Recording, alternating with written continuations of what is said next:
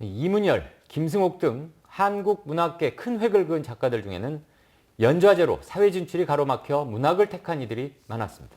25살의 빨치산의 딸로 문단에 데뷔한 구례 출신 정지아 작가도 그중 한 명입니다. 여수 MBC 여순 특별기획 증인. 오늘은 빨치산 부모님을 둔 작가의 이야기를 들어봅니다. 조희원 기자입니다. 지나간 역사를 정확하게 바로 보지 않으면 사실은 그 민족에게 진보란 없다고 생각을 하는 편이라서 역사를 사실대로 기록하는 일, 해석은 차후의 문제고요.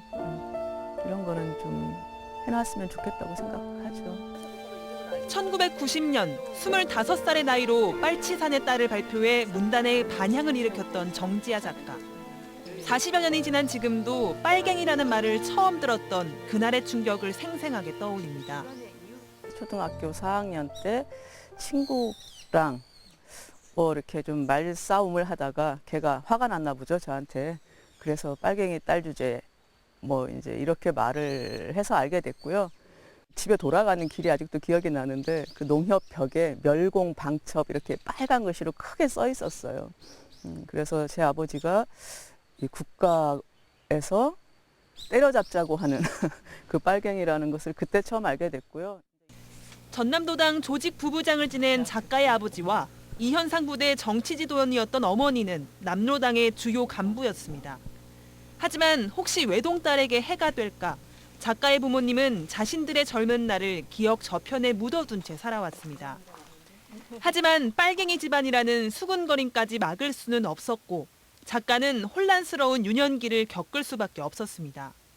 나는 국가를 선택하면 부모를 배신하는 것이고 부모를 선택하면 국가를 배신하는 것인데 이런 딜레마가 아마 제 성장 과정 내내 대학 가기 전까지는 있었던 것 같고요.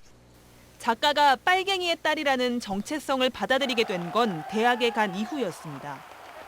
1987년 민주항쟁 이후 하나둘씩 밝혀진 한국 현대사의 그늘을 직시하며 여순의 아픔을 깨닫게 됐고 다 데모하던 시절에 운동하는 친구들도 잘 없었어요. 그게 그 시절에 만들어진 학습 효과인 거죠. 니네는 절대로 나서지 말아라. 좌든 우든 정치 쪽과는 담을 쌓고 살아라.